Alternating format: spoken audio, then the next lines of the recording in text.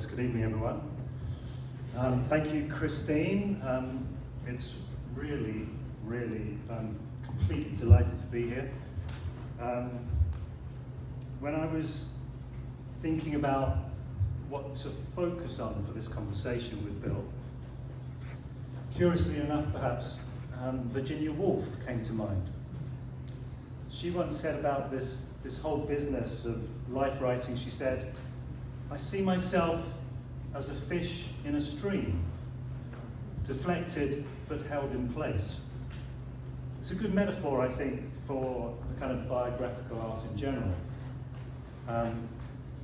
Biographers, of course, are very interested in the fish.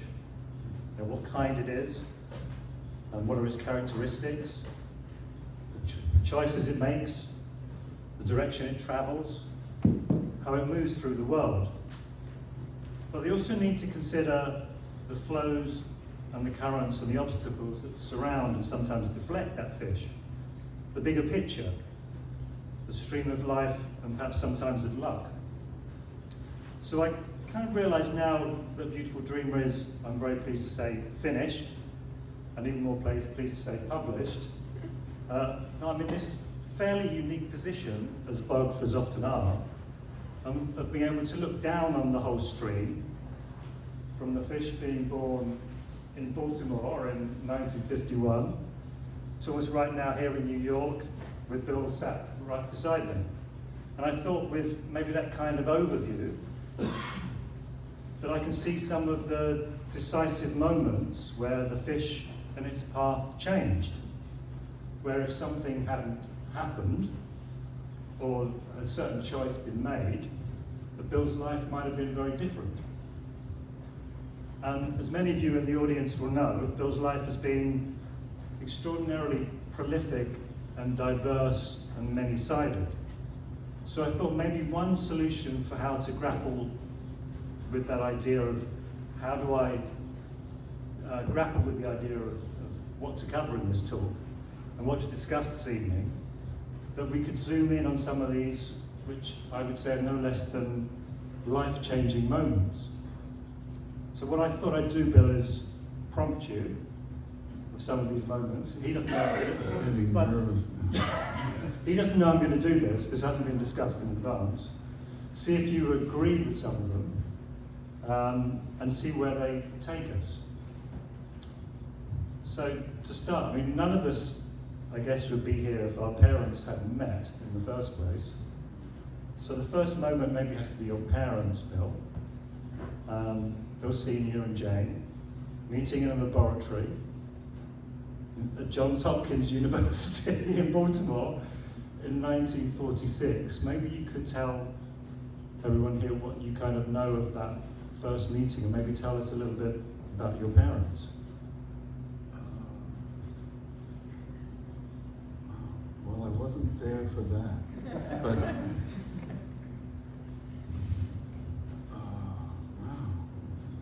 okay, well, my father was, I think he was coming to the end of, he was a biochemist, getting his PhD at Johns Hopkins, and my mother was like a lab assistant or something. You probably know better than I do. No, but that they met there, and I think my father was about as shy as I am. My mother was shy too, but they did tell me that the first date was, I guess my father had a subscription, they had these orchestra concerts on the campus. So they both loved music. They weren't musicians, but they both played a little piano and stuff, but so my father, he had tickets to this concert, and I guess he asked her to come with him, and they just kept going at it. And a few years later, I was born. That's about all I know. Well, your father was, I mean, he played tuba, didn't he, and double bass as a child and at college. Yeah. And your mother you always said that you used to sing around the house, used to sing and whistle around the house. Songs that you subsequently discovered, you started playing, and you sort of remembered that you should be singing them when you were a child. So they had a great love of music, and they were very supportive of your pursuit of music. That's where I feel, when you talk about obstacles, my parents were not the obstacle, where that might have been the case for a lot of my friends growing up. As I got more and more into music, my parents were,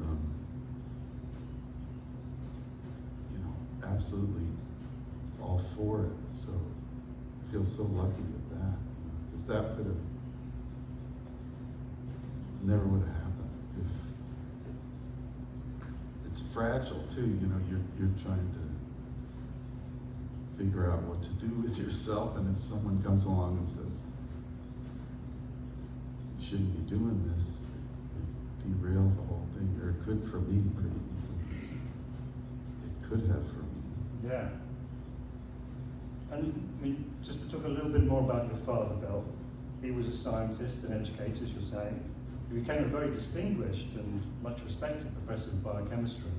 And the next decisive moment is that even though you were born in Baltimore, a few months later, you moved to Denver because he'd been offered an assistant professorship at the University of Colorado School of Medicine.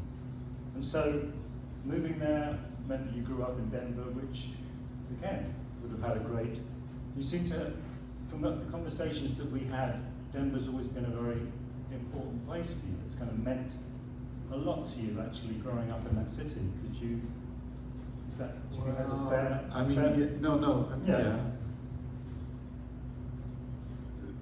That's the filter of, I'm remembering the good parts, I guess, but but it was, growing up in the 50s, it was like, Father Knows Best, or Leave It to Beaver. We lived in we were in the middle of the city, but in a nice neighborhood. I rode my bike everywhere. I had a paper route.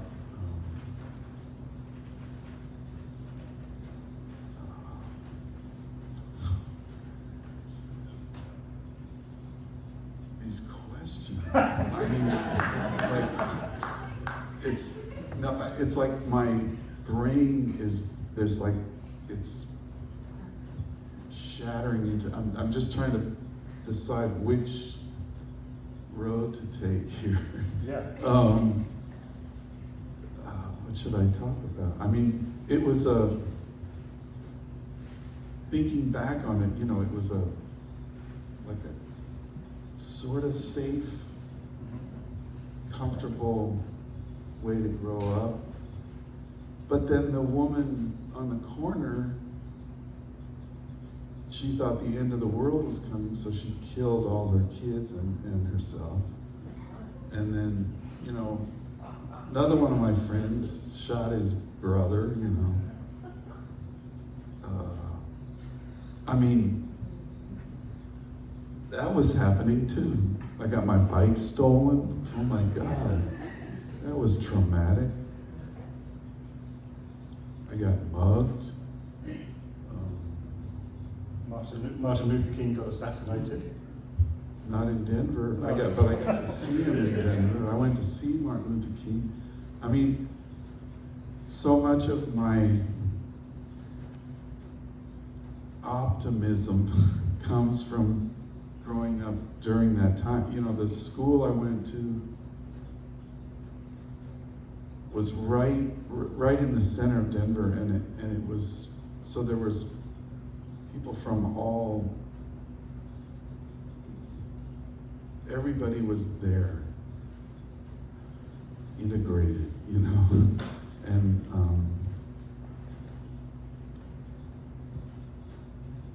still today, I still hang on to that, like, wow, maybe we can figure this thing out and get it together, but I still believe that, I think. Yeah, and that was kind of unusual for an American city. Yeah, I mean, Perhaps at that I time. didn't realize it until later, really, like you know, it was during the Vietnam War, it was all the, I mean, I remember when my school was, I guess, I don't know what the exact percentage, you know, it was maybe about 1/3 Black and Hispanic. What words am I supposed to use for, I don't know. It was this amazing mixture of people, you know, and we were right in the middle of I played in the concert band, and this memory of,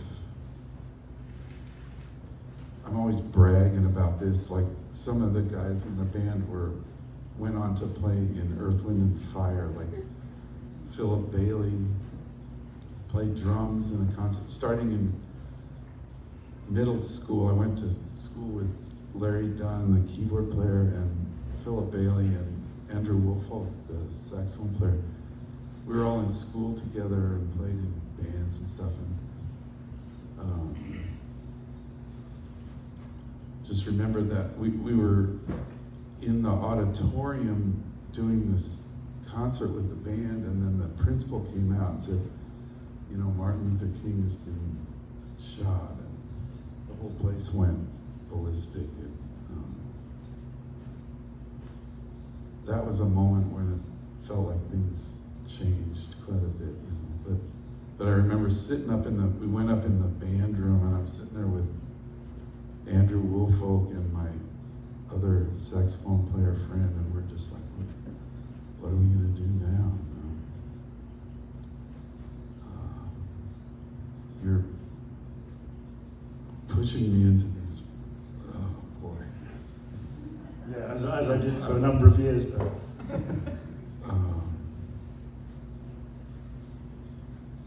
but Denver has I go back there, and then I left, you know, basically in the early 70s, I was gone. My parents moved to New Jersey when I got out of high school, and then I started coming to New York, and it was a couple decades, I guess, before I actually went back. And now I go back and I walk around the old neighborhood, and I try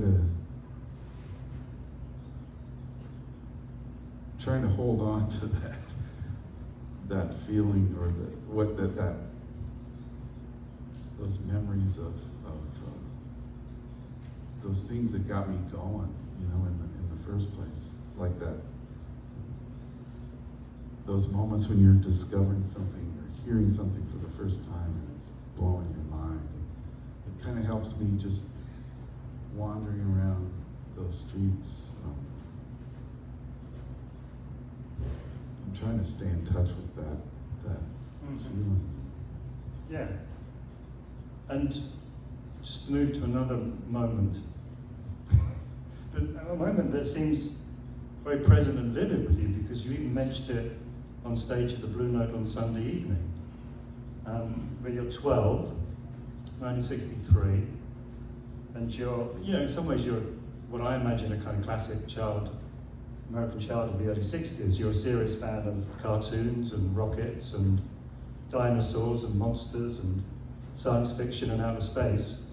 But you're also very interested in kind of custom cars and hot rods. And you had this fantasy you told me about being a drag racer or a race car driver. But the moment, you probably know the moment I'm thinking about, when you're in the alley with your mother. Do you want to, that seems where, again, things changed.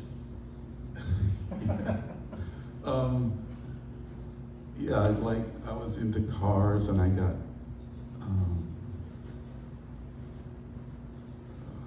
you know, I buy all these hot rod magazines, and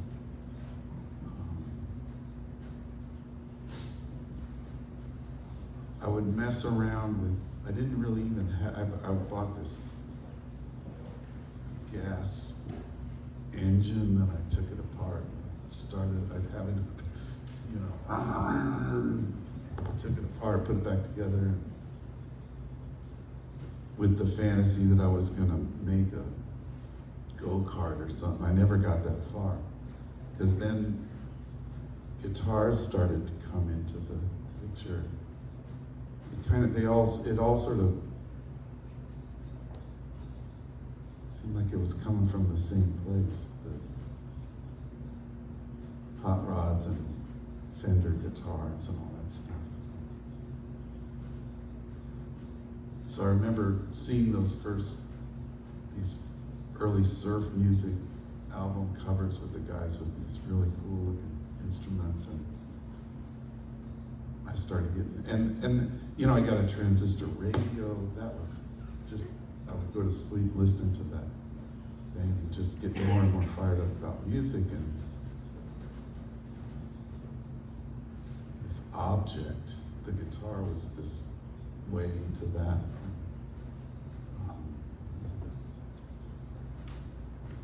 So there were, you want me to tell the thing about it? So, I could prompt you, but you're there already, yeah. I just remember, there was a clear moment when I decided, I have a clear memory of this one day when I thought, shit, I think, maybe I'm not sure about this race car thing. I think I want to play the guitar instead. And I was walking home from school, and my mother was in the alleyway taking out the trash, and hey, Mom, guess what? I decided, I think I'd really rather play the guitar instead of be a race car driver. And she was, oh, Billy, that's just wonderful. She was so happy. She was just ecstatic. And that was cool, because it, you know, that. Yeah, that's a decisive moment. That's exactly what I'm talking about. That's. So are we done? Yeah, that's enough. You're 12 years old, but I've done so many interviews. Why is this so difficult? you've done about 17 days of interviews with me, so this should be very I'm easy. squirming up here. Okay, go on. Okay, let's take it outside of yourself then. What about it's a month before your 13th birthday? They're going to think, where are we going to get up to? Like 17 by the time we finish. But so I'm talking about the 9th of February 1964. Yeah, the Beatles. I mean, that's anybody my age that. I mean, talk about the perfect time. You know, I already had sort of because it was like the folk music thing. Like, did anybody see The Mighty Wind? You know, that was happening. I mean, the folk thing, hootenannies were happening. I had an acoustic guitar by that time. Surf music was that. There were people already playing in bands. Like my friend across the street the stuff was starting to happen. But then when the Beatles were on TV, it was like, whoa, it went into this whole other, from one day to the next, it's like everybody got a guitar. Everybody wanted to do that. So the earth changed, it did, I swear to God, at least where I was. Yeah. And so it was not, how long after that? Like about a year later is when I actually saved up enough money to get an actual electric guitar. Yeah, June 1965. That's the sort of thing the biographers know about. So, and if you had an electric guitar, then you were automatically in a band. So you didn't even have to play it. You just had to have it. No, if you had it, you were in. So. And it was a Fender Mustang. Yep. The deluxe amp.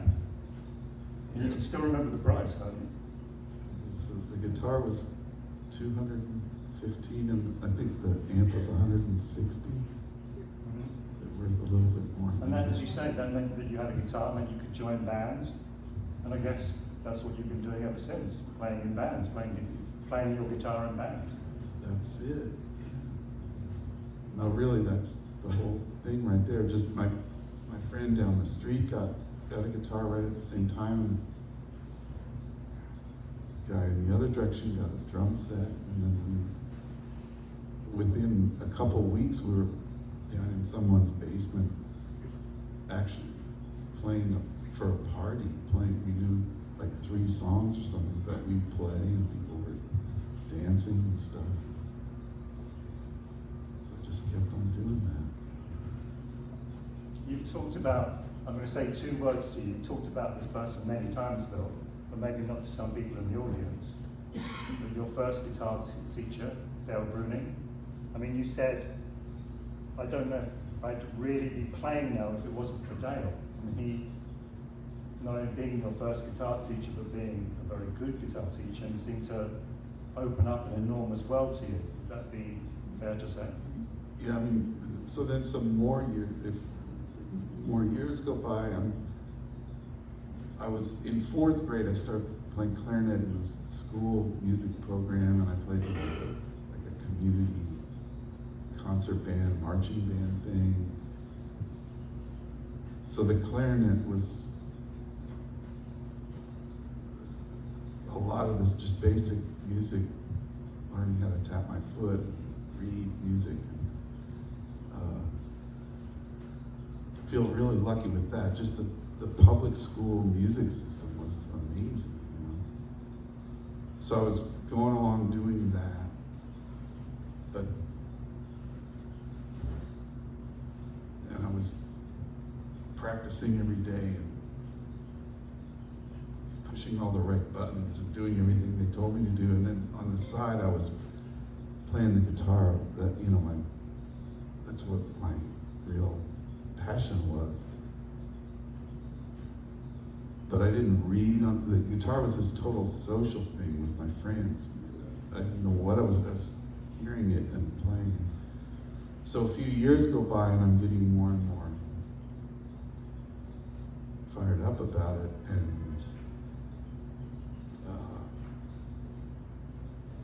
it just got to a point where I need to find a teacher that's gonna help me put all this together. And there just happened to be this guy, Dale Bruning, who had recently moved from Philadelphia to Denver, and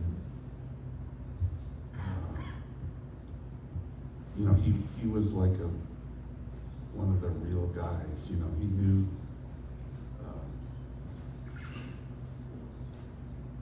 you know, he'd spent time on 52nd Street, all that stuff in the late 50s, and then he knew a lot of the Philadelphia, Percy Heath, or I don't know how much nerdy detail, but he studied with Dennis Sandoli, who was a teacher of John Coltrane and Pat Martino and people in Philadelphia. So he came to, you know, to Colorado with this whole world of stuff that I, you know, wow, like I didn't know any of that stuff, and he opened all that up to me.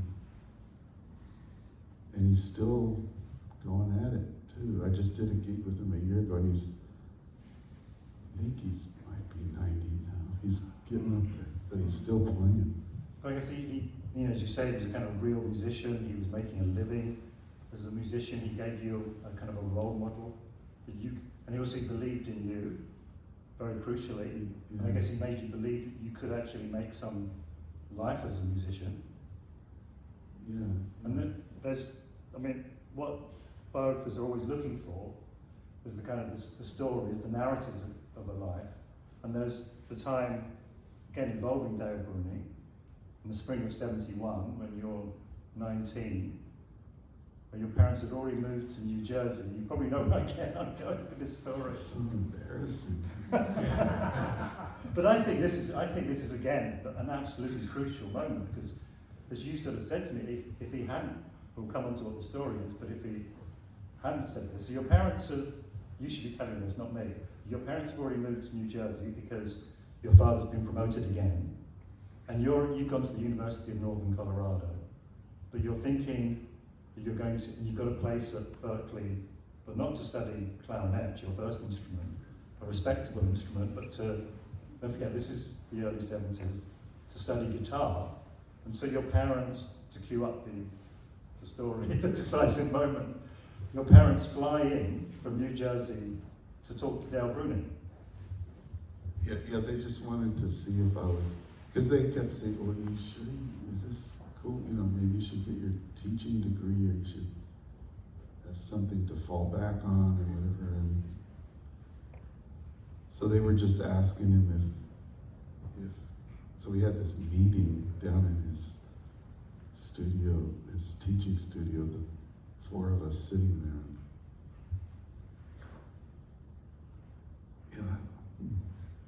Anyway, they just asked him if he thought I could do this somehow, and he told them that I seemed like I was doing pretty good. So.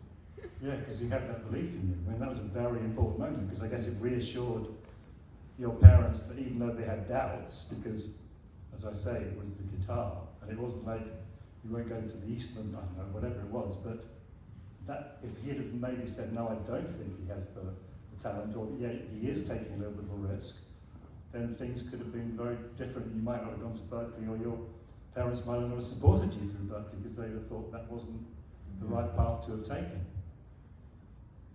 Or if I had been really badass, I would have just said, "Fuck you, I'm gonna go play my guitar."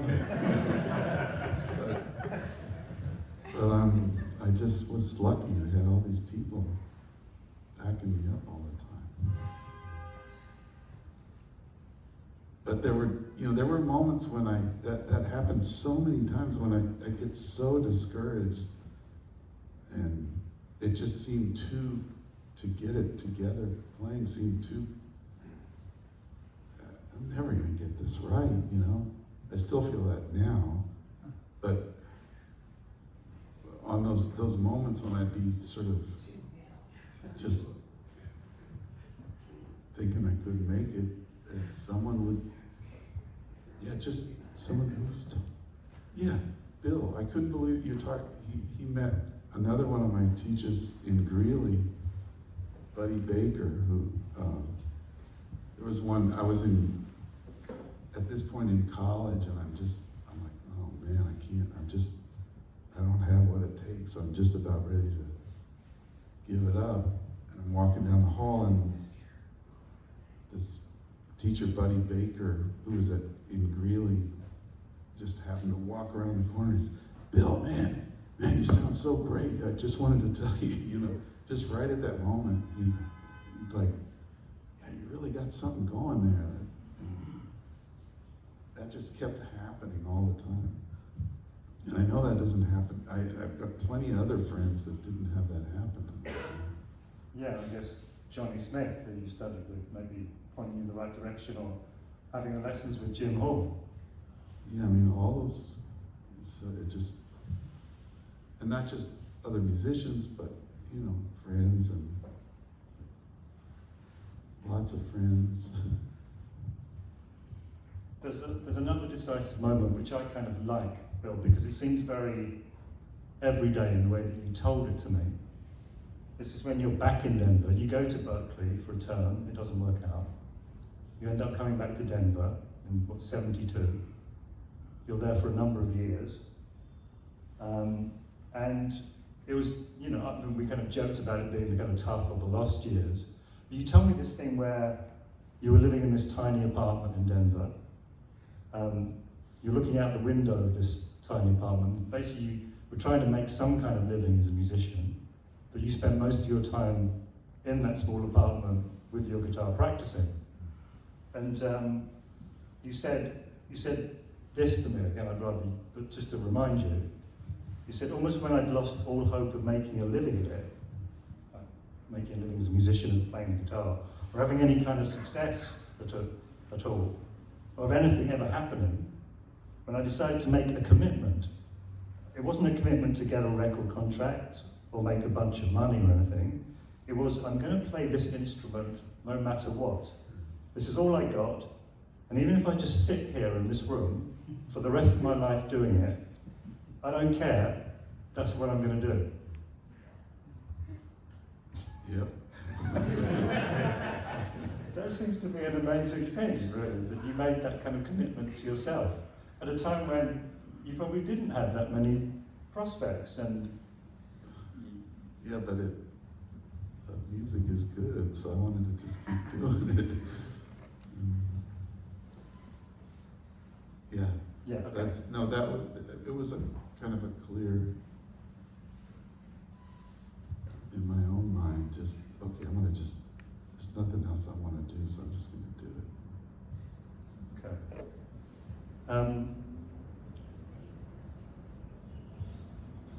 Let's talk a little bit, bearing in mind where we are, let's talk a little bit about New York in the 80s. I mean, there were a number, you arrived here at the end of 79, you met Carol, your wife, in Belgium. It's another very important moment for you, because you talked about you maybe wouldn't have come to New York on your own, or you were fearful of doing that. And you sort of said to me that I never could have moved to New York if it hadn't been for Carol. So again, that's a pretty decisive moment, meeting her and her being supportive of you. Is that fair again to say that? Yeah, I mean, there were a lot of moments when I was afraid to kind of make a move. I had another I was thinking that time you were talking about in that apartment in Denver, and it was sort of getting darker and darker and darker. This, like, I had another friend,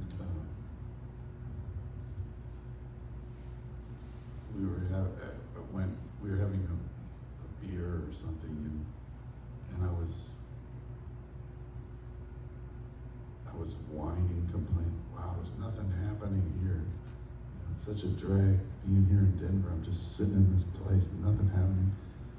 And she said, why don't you just leave? And it was like, oh, I could leave. It sort of never dawned on me. I just thought I had to stay there for the rest of my life. And so then, that was another person that helped me. So from there I went back to Boston. I said, okay, I can leave. Then I went to Boston.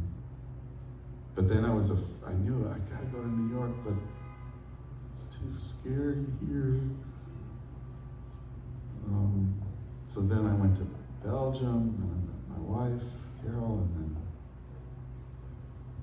there was nowhere left to go but New York, so we came to New York.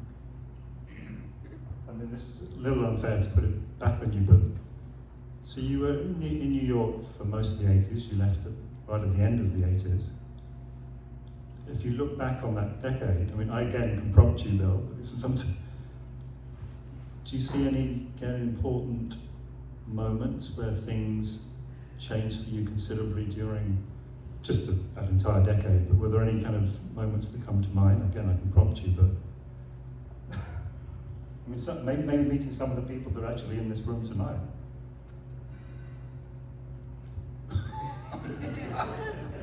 A bunch of people. Come on up. I don't know what to say about that. What should I say? How do you meet Zorn? Yeah, that's one question. So yeah. We should talk about, I didn't even see you, oh my God. This is crazy. What about that? So there are two decisive moments, Bill. I'll prompt you. So one would be, No, I just looked out there, and again, it was like, there's too many memories. But I'm so, okay. No. I'm gonna. No, it's fine. I'd rather it came from you. What So how did I meet? So let's simply say, so one would be meeting John Zorn, and one might be a phone call that you got from Paul Motion. I mean, those again seem to me, as I said, I'm trying to be up here looking down at the stream, and you moving through it in New York in the 80s. No, I come to New York. At first it was a lot of my friends from Boston had moved moved here, so I would do a lot of jam sessions, and one big thing actually that in Boston, Michael Gibbs was, it's gonna take too long if I tell you the whole story about Mike Gibbs, but maybe Google him or something. But he was a huge influence on the whole way that I hear music. And when I went to Boston, it was like, again, like, how did this happen? He's one of my musical heroes, and he just happens to be teaching in Boston when I arrived. I didn't even know he was going to be there, but there he was. And I took all of his classes. I played in his student band. Then I moved to Belgium, and he had a tour of England. When I was in Belgium, and his regular guitar player couldn't make the tour, so he called me because I knew all the music, so I went and did the tour. And on that band was Kenny Wheeler and Charlie Mariano and Eberhard Weber, who asked me to play on an album where I met Manfred Eicher for the first time. And so then I moved to New York. I'm doing jam sessions with my friends from school, and then Michael Gibbs gets a gig at 7th Avenue South. He asked me to play on that, in that band, and in that band is Steve Swallow and Bob Moses and a whole bunch of people. Bob Moses starts calling me. Julius Henfield comes and plays with Bob Moses. But I'm still kind of scuffling along. But I'm meeting all these people. I'm getting discouraged again. I'm like, can't really, But then one day Paul Motion calls me, and I went over to his house and played with him. And he liked me, and he asked me to come back the next week. But I got appendicitis, and I had to go to the hospital. I said, oh shit, now what am I had to, Paul, I'm in the hospital. Don't worry, come back next week. So I went, and every week, after I healed up from that, I rehearsed with him for almost a year before we ever did a gig. And somewhere along the line, I met him, Tim, and then Tim Byrne, that is. Tried to speed through the CUC world. So I met Tim, and Tim was working at the Soho Music Gallery, and I was listening to the radio, and they were playing this King's Sunny a Day record. I thought, man, that sounds so cool. So I went to the record store and said, Tim, where do I find this Sunny a Day record? And he said, oh, I don't know about that stuff. You should ask, there's this other guy here, John Zorn, he's working here. He knows all about African music. So he introduces me to Zorn. And then Zorn says, oh, you don't want that Sunny a Day, you need to get it's a Ebenezer Obey. And he gave me, so I got this other African record, and then, so I figured Zorn was some kind of African music scholar. But then he invited me to one of his gigs. I went to hear his music, and we started playing, and started playing with Tim. It's so much. I mean, we'd be here like... Yeah, I mean, there was a lot happening in this city for you. In the 80s, you started, another decisive moment where you started your own band, of course.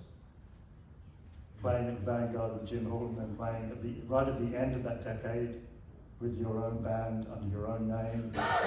Yeah, that's a sign of a certain jazz credibility in this city, I guess, in certain circles, to actually be a leader of your own band at the vanguard. So it kind of nicely bookended that decade as well. Yeah, yeah. Maybe that's as far as we should go. Unless, yeah, I'm sorry, it's, wow. no, there were so many things happening to you, and it was an extraordinary. I mean, also it's very interesting from a biographer's point of view to see the arc of that. You arriving in New York at, you know, the beginning of the 80s when things were pretty tough in the city, and you scuffling, as you say, and kind of getting gigs, and you ending up at the end of the decade having a career both in this city in America and in Europe. And there were a few pointers that happened along the way that made that happen. But I guess we should probably, and even though there's another 30 years to go. Well, even just within that time, there's so many things happened.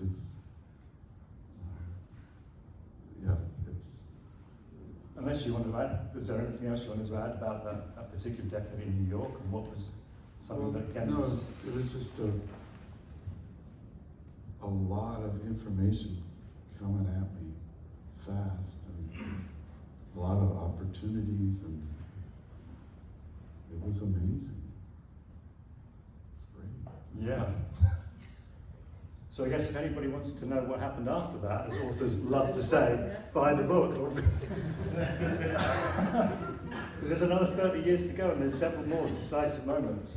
But I think it's always very interesting in these events, if anyone is interested, to see if there are any questions from the audience, because any decisive moments that people want to talk about, or any kind of, is there anyone would like to kick off with a question for either myself or for Bill? Please don't be shy. For Bill, I love your song, Pretty Stars.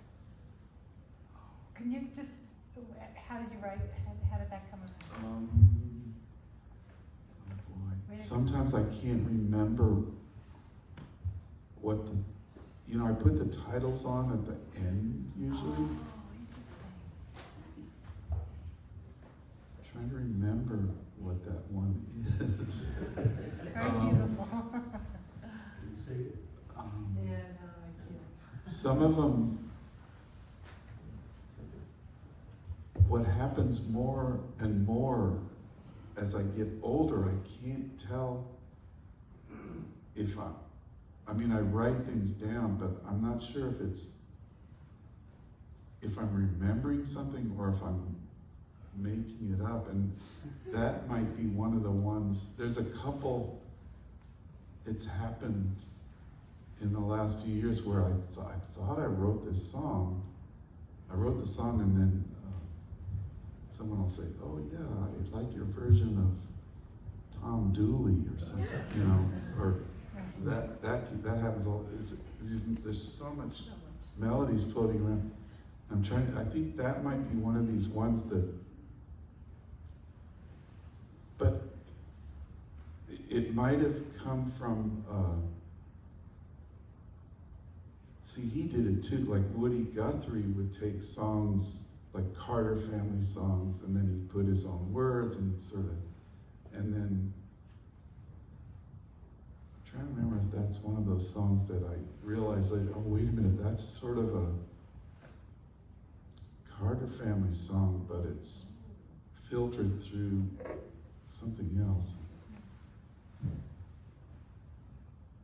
And it happens even with my own, like say I did write something, I might write it again. It's weird. It gets weird as things accumulate. Anyone else with a question? Bill, how often does it happen that you'll be playing something, you'll be at a gig, you're playing something, and you hear something that you played that becomes the basis for a song, or that in fact stays with you and impresses you? Does that happen to you ever? It actually not, because what happens when I'm playing, it's gone. As soon as I remember somebody was talking about Cannonball Adderley, like he would play, I don't know if that's true, a long time, they said how he could remember everything that he'd play 5 choruses on whatever song, and he could remember what he played or something. But when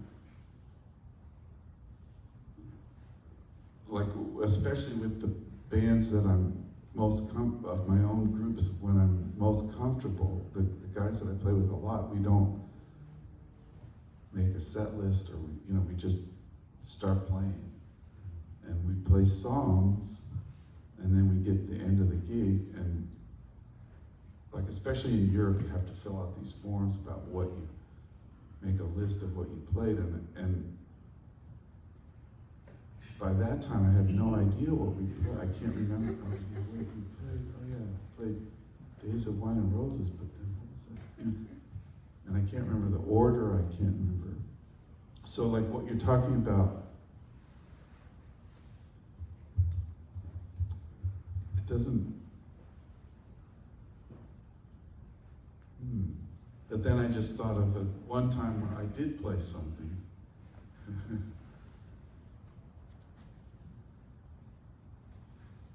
It was like a year ago. I played at in Colorado in this. It's called the Tank, in this water. It's this amazing. It's like it's higher than this room. This metal tank, and they've turned it into this music place where you can go in there and play. And I went in there and did a concert by myself, just in this, so that this is like this ridiculous reverb thing happens. And I basically improvised the whole thing, and I played something at the beginning that I actually did remember. And then I played it again at the end, and then it's only like 3 notes, but that ended up on what's a little moment on the album that just came out, actually. So that happened once that I could. Thank you. Yeah, question now, please. So Bill, I know through your work with Elvis Costello, so how did that collaboration occur? And if you could say something about the experience? Did everyone hear that? No. It was a question.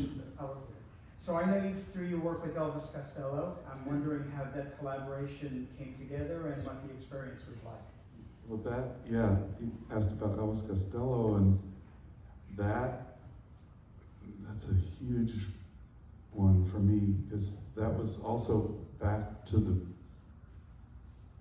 1980. I met, again, I could go off for a couple hours on this, but I met Hal Wilner, who invited me to play on this first album that he did, a tribute to Nina Rhoda music. And that was another one of these just amazing,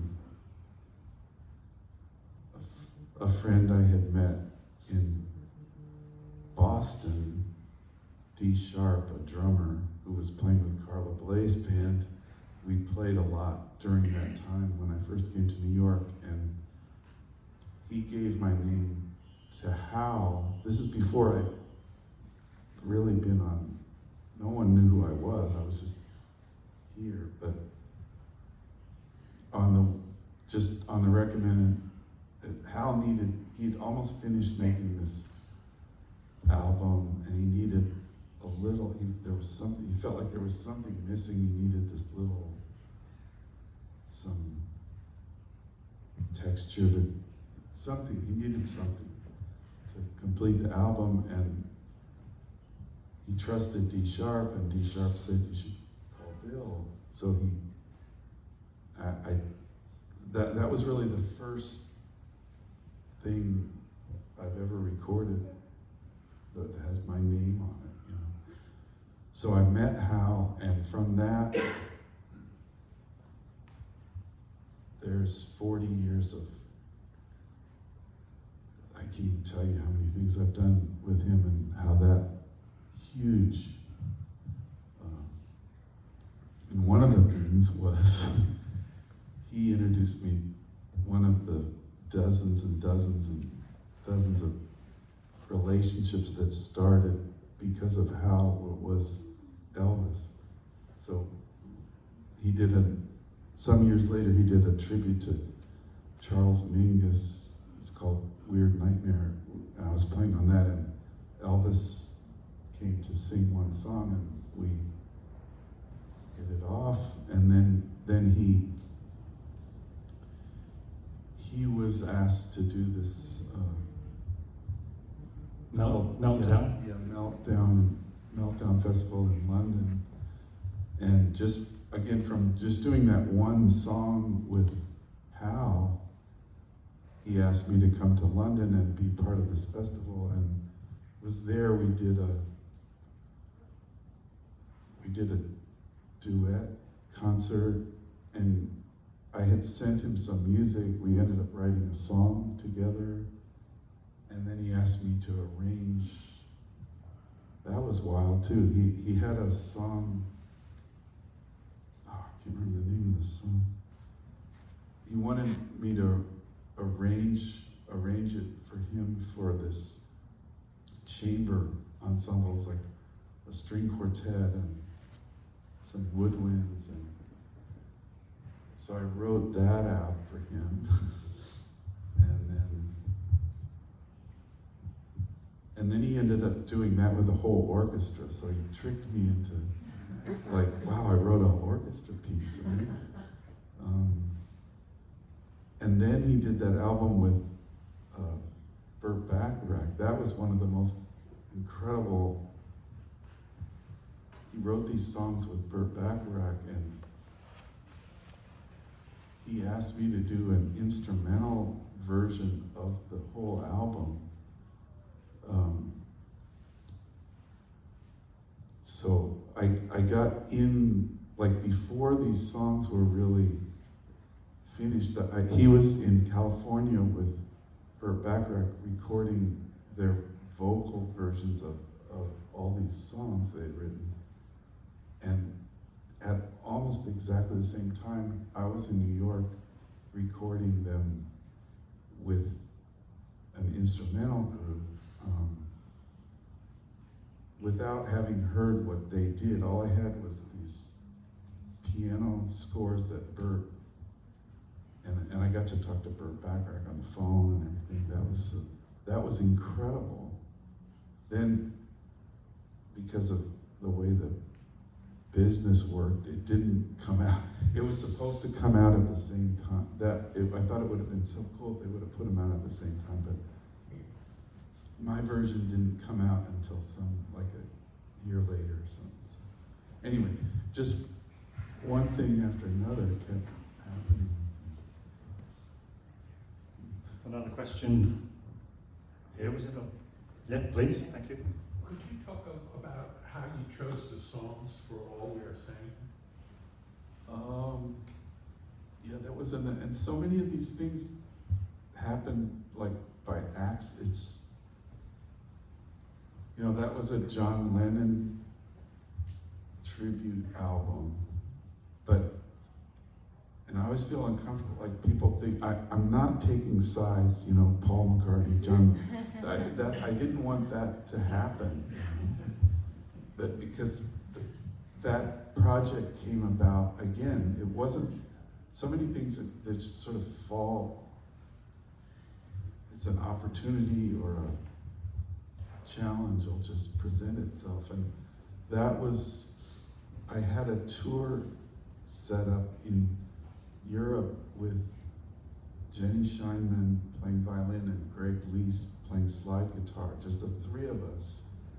And the very first gig was in Paris, and it was the anniversary of, I forget if it was John Lennon's birth or death or something, but it was there was a whole John Lennon thing happening at this music center in Paris, they just asked me if I would could you do this? And it was the very first gig of the tour. They said, could you play John Lennon music for this one concert? So we sort of just quickly got this, oh, there's this one, and there's this one, and this one.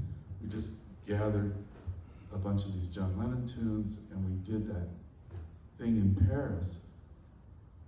And that was great, and it felt like, wow, this is cool. You know, we did the whole, whatever it was, an hour or more concert playing all that music. And then we had the whole rest of the tour.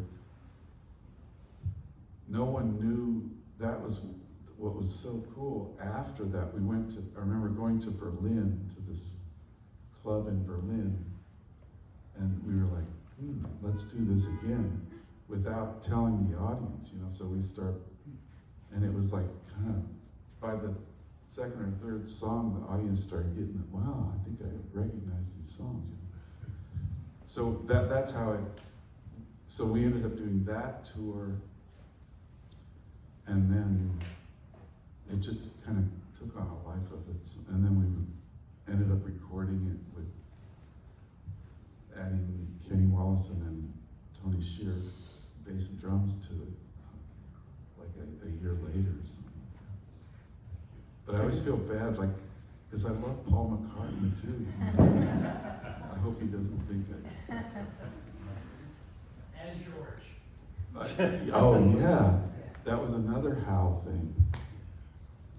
Hal was in the process of doing a George Harrison record that we've been talking about. That didn't happen. I think we've probably got time for maybe a couple more because I have to sign some books after this. But yes, sir, please. What kind of music do you listen to when you want to relax? Everybody heard that question? What kind of music Yeah, do I? what do you listen to when you're not on tour, when you're at home? What do you listen to? Yeah, it's always, and I don't listen a lot, like as much like I used to, you know, when I was younger. That's the other thing. When I was younger, you know, like living in a house with, I had a bunch of roommates, and we'd sit around, and it was like an event, you know, put on a Miles Davis record, and they're all just like, oh man, did you hear what, you know. It's harder and harder for me to carve out the time to just sit there and listen, you know. I'm trying to think what it's just different things will pop up. It's like I'm always seem to go Duke Ellington all the time. I can always count on that to find something that just completely flips me out.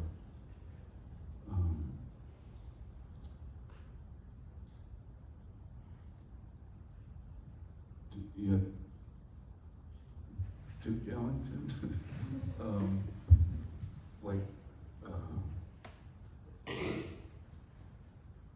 it keeps sounding more and more new to me. Like I guess the layers, I'm able to comprehend it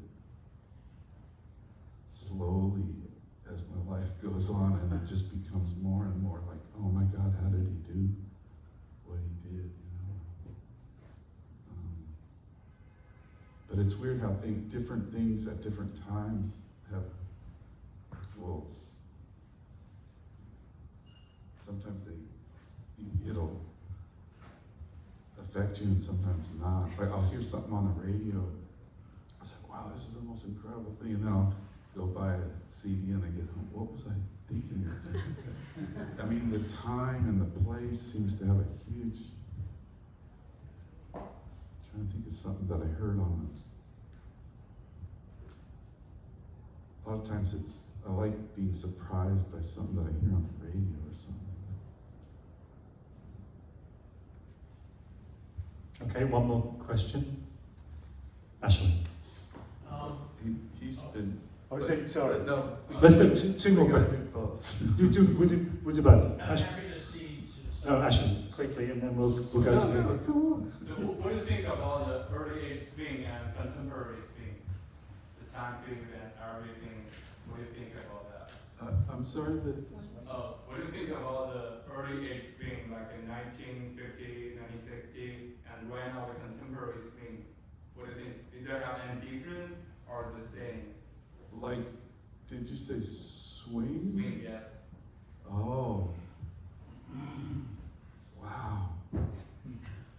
Yeah, because I don't know, because just, I mean, there's so many ways of feeling. I just want to feel, you know, is that what you're talking about? Like, So you feel that is different or no? It's the same. It's the same. well, maybe the same, but it's a hard question. I mean, there's so many ways. Every person has their own. Actually, Every single person has their own sort of rhythm, you know, and so I mean, like when I hear, no, it's amazing how things are, they are the same. Like sometimes I'll hear,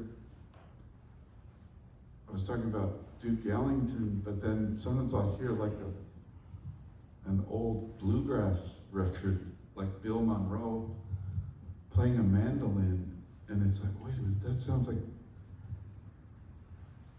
Duke Ellington, or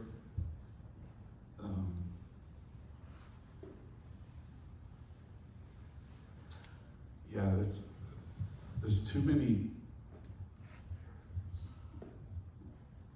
It's more about each person, you know, like when Wilbur Ware plays the bass, it feels a certain way, and when Ron Carter plays the bass, it's different, you know. Each person has their own clock or something. Thank you. Sorry I didn't get you before now.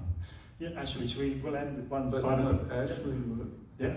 I was just gonna ask about your seamless approach to performance, which is wonderfully confusing to audiences, because they want to step in and clap at a certain point.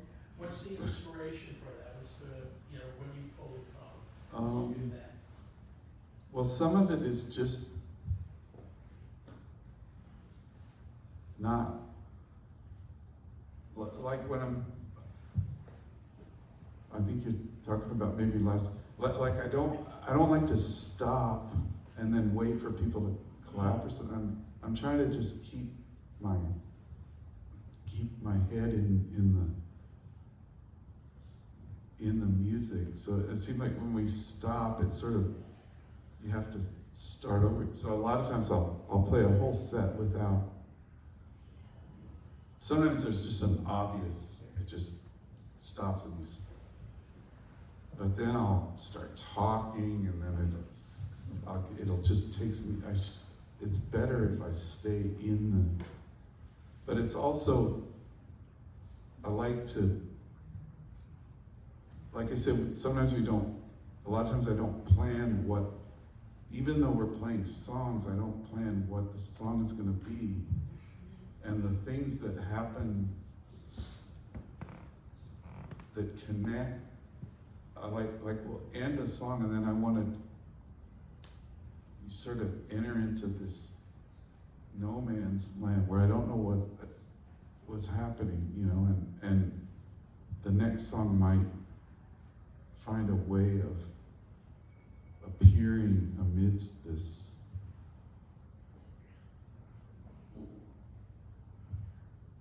I mean, I'm trying to stay in that place where I'm not sure of what's going to happen next, because that for me is when it's really the best stuff happens.